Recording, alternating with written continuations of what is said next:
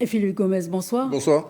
Le 18e gouvernement a été élu, mais pas selon le scénario que vous avez prévu avec l'éveil océanien. Votre candidat a démissionné de l'exécutif et reparti en congrès, expliquant qu'il n'a pas eu les secteurs qu'il voulait. Et en plus que le contrat de gouvernance que vous avez proposé au Rassemblement les loyalistes n'a pas été accepté finalement. Était-ce une fausse bonne idée que de faire chuter le gouvernement Mapou? Ce n'était pas une idée ou une fausse bonne idée, c'était un impératif absolu pour la Nouvelle-Calédonie. Le gouvernement Mapou nous a entraînés dans une spirale mortifère. Une spirale mortifère d'abord en matière d'endettement. Je rappelle que c'est 120 milliards de francs CFP qu'on voulait nous faire emprunter, c'est-à-dire nous faire emprunter en un an ce qu'on a emprunté au cours des 30 dernières années. Je rappelle que c'est 15 milliards d'impôts nouveaux en ce qui concerne l'augmentation de la TGC et de la CCS, qui étaient également prévus dans le cadre de la politique négociée par le gouvernement Mapou avec l'État. Et puis je rappelle enfin qu'il y a un dévoiement institutionnel incroyable. Enfin, c'est en regardant la télé qu'on apprend, nous, élus du Congrès, que Mapou et Gilbert Thuénon viennent d'acheter 2 avions pour 46,5 milliards de francs CFP, sans en parler au Congrès, sans en parler à personne, alors que dans notre pays, il y a aujourd'hui 15 000 emplois détruits et que les Calédoniens se posent la question de savoir comment demain ils vont pouvoir mettre quelque chose dans leur assiette. Donc non, il était temps de mettre un terme à cette initiative de gouvernement Mapou. Philippe Gomez, vous voulez un gouvernement de salut public, offensif, de combat face à l'État. Celui qui a été élu n'est pas encore de plein exercice. Comment vous le voyez ? Écoutez, Alcide Ponga, je le connais bien. C'est quelqu'un avec qui j'ai travaillé dans le temps, et notamment également avec son père, Théophile Ponga, qui siégeait au Congrès il y a bien longtemps. Notre candidat, c'était Philippe Dunoyer. C'était Philippe Dunoyer parce qu'il a une expérience institutionnelle considérable. Il a été 7 ans membre du gouvernement. Il a l'habitude des négociations avec l'État. Il a été également député. Et c'est un garçon que tout le monde considère comme compétent et efficace. Donc, c'était notre candidat pour ce projet. On n'en a pas voulu. OK, on en a pris acte. À partir de ce moment-là, la candidature d'Alcide a été présentée. Nous avons voté pour Alcide Ponga parce que nous ne voulions pas bloquer les institutions. Je rappelle que la dernière fois que le gouvernement est tombé, c'est quand l'UNI et l'UC ont démissionné en 2021 pour faire tomber le gouvernement qui était celui de Thierry Santa à l'époque, et on s'est retrouvé bloqué 5 mois. 5 mois, un affrontement entre Samuel Népéoun et Louis Mapou. Donc on ne voulait pas retomber dans ces travers. OK, il ne voulait pas de la candidature de Philippe Dunoyer. À partir de ce moment-là, nous avons pris nos responsabilités pour voter pour Alcide Ponga et qui réunissent les 6 voix pour être président du gouvernement. Mais c'est une majorité pour élire un président, ce n'est pas une majorité pour gouverner.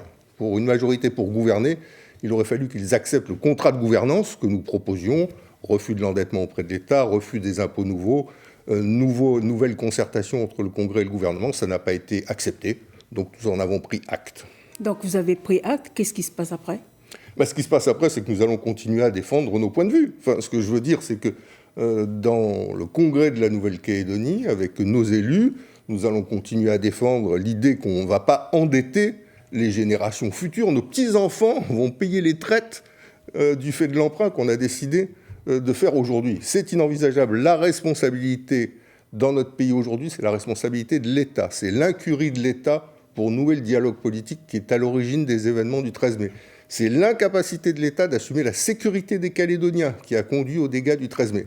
Alors on nous dit, oui, mais vous avez vous-même détruit, ce n'est pas une catastrophe naturelle. C'est ça que nous dit l'État, comme par exemple à Mayotte, là, ou plus anciennement à Saint-Barthélemy et Saint-Martin. OK, mais pourquoi les Calédoniens paieraient l'ardoise des dégâts, au travers d'un emprunt et au travers d'impôts, du fait des émeutiers qui ont tout détruit? Pourquoi on aurait une punition collective, nous, Calédoniens? Non.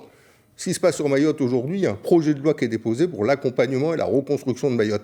Il n'y a pas un prêt qui est fait par Mayotte. Ce sont des subventions qui sont attribuées par l'État. Nous demandons le même traitement et nous y avons droit. C'est une question de justice. Philippe Gomez, la semaine qui arrive aura lieu la répartition des secteurs et l'élection d'un vice-président. Les indépendantistes ne sont pas encore parvenus à un accord pour la vice-présidence. Comment vous voyez cette séquence ? Écoutez, nous, on considère qu'on ne doit pas se mêler des querelles intestines aux indépendantistes. Parce que d'abord, on n'aurait pas fini. Elles datent de très très longtemps et elles ne sont pas prêtes de s'arrêter non plus. Donc nous refusons d'arbitrer, comme il vient d'être proposé là par Génération, entre un candidat à la vice-présidence ou un autre. Nous considérons qu'ils doivent régler leurs problèmes entre eux. Et ça n'est pas gênant, parce que si un vice-président n'est pas élu, au bout de 7 jours après l'élection du président, le gouvernement entre en fonction en tout état de cause. Donc, laissons-les traiter en interne leur sujet. J'espère qu'ils arriveront à un accord, mais s'ils n'y arrivent pas, il faut que le gouvernement puisse fonctionner. Alors, il y a quand même un sujet, même deux sujets, quand même qui sont au cœur maintenant du problème. L'avenir du PS2R et le plan quinquennal. Le plan quinquennal, c'est une demande qui a été adoptée à la quasi-unanimité du Congrès pour que l'État accompagne la Nouvelle-Calédonie sur les 5 prochaines années à une hauteur globale de 500 milliards. Ça dépendra chaque année. Quel est l'objectif ? Compenser les pertes de recettes fiscales et sociales qui sont subies du fait des événements du 13 mai, de façon à ce que nos collectivités fonctionnent et que nos régimes sociaux soient à l'équilibre. Financer nos régimes de chômage partiel et total, parce qu'on ne peut pas faire face à un afflux de milliers de chômeurs comme c'est le cas aujourd'hui. Et enfin, troisième élément du plan quinquennal, soutenir les entreprises pour la reconstruction. Je pense aussi bien à des dispositifs de défiscalisation qu'au retour de la garantie émeute qui a été unilatéralement supprimée par les assurances des contrats. Donc c'est ça le plan quinquennal. Le PS2R, c'est autre chose. Le PS2R, c'est les réformes que la Nouvelle-Calédonie doit mener dans un certain nombre de secteurs. Et vous pensez que le gouvernement va défendre, celui-là, va défendre le PS2R ? Je ne sais pas, j'attends la déclaration de politique générale d'Alcide Ponga. Ce que j'avais compris, c'est que par exemple le Rassemblement, puisque Alcide Ponga est aussi président du Rassemblement, avait fait une conférence de presse que vous aviez couverte où il disait qu'il était opposé à l'endettement des générations futures. C'est Virginie Ruffnac, en tant que responsable du mouvement, qui intervenait à la télévision sur le sujet. J'espère que le président du gouvernement, Alcide Ponga, mettra ses pieds dans les traces du président du Rassemblement, Alcide Ponga. Philippe Gomez, le budget doit être voté avant fin mars, avec un débat d'orientation budgétaire avant. Justement, qu'attendez-vous de la déclaration de politique générale d'Alcide Ponga ? J'attends un renouveau des relations entre le Congrès et le gouvernement. Le gouvernement n'est pas une institution à part, satellisée, qui fait ce qu'elle veut, où elle veut, quand elle veut, sans en informer personne. Le gouvernement dépend du Congrès, est issu du Congrès, il doit rendre compte au Congrès. Il est fait pour préparer et exécuter les décisions du Congrès. Donc il faut qu'il remette la grande case au centre de la tribu. Ça, c'est la première chose au plan institutionnel. La deuxième chose, c'est obtenir de l'État notre financement sous forme de subventions. C'est indispensable. On ne doit pas payer, je l'ai dit, l'ardoise qui a été créée par d'autres. Le troisième élément, c'est que oui, il faut faire des réformes. Bien évidemment, qui le nie ? Les réformes, elles sont sur la table depuis 2019.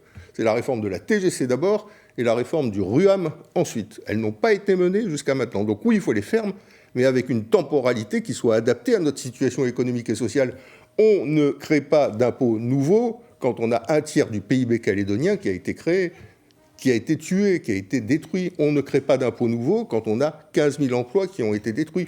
On ne crée pas d'impôts nouveaux quand les entreprises ont vu 50% de leur chiffre d'affaires disparaître. C'est pas à ce moment-là. On va tuer le peu de consommation qui nous reste. Et on ne rétablira pas la confiance dont a besoin le pays pour que les entreprises réinvestissent. Donc voilà les lignes de force que j'attends dans la déclaration de politique générale d'Alcide Ponga. Dernière question, Philippe Gomez. Dans la situation actuelle, accord ou désaccord fin mars ? Écoutez, si on a l'intelligence collective, indépendantiste et non indépendantiste, quelles que soient les sensibilités d'ailleurs, de se dire que personne dans notre pays ne pourra se projeter dans l'avenir s'il n'y a pas d'accord.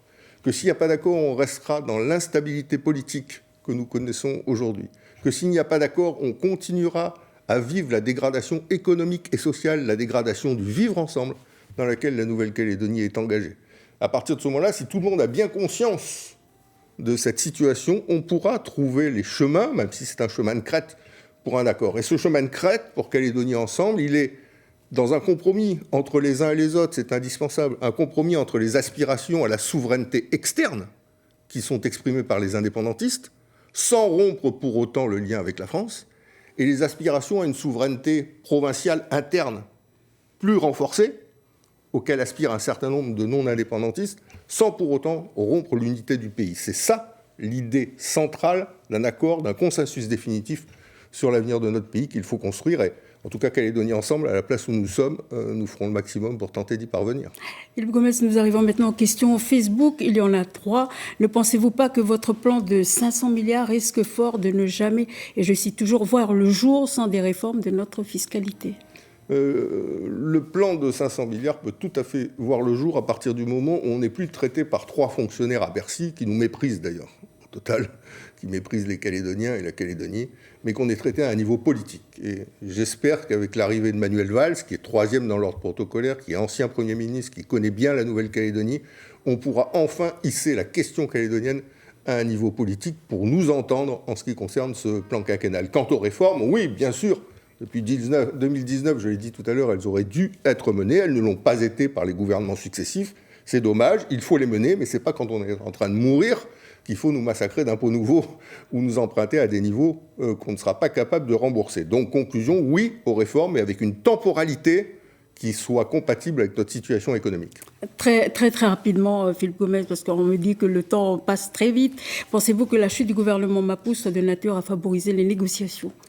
J'ai vu le communiqué du Palika qui a dit qu'ils étaient prêts à reprendre le dialogue dès lors que l'État en fixerait le cadre. Et donc moi je suis très constructif sur l'idée que le Palika ne déviera pas de sa ligne traditionnelle qui est d'être ouvert et d'être constructif pour la préparation de l'avenir du pays. Autre question, est-il envisageable de faire fusionner le plan quinquennal et le PS2R ? Ce sont deux sujets différents, je l'ai dit, le plan quinquennal s'adresse à l'État, c'est la dette de l'État à notre égard.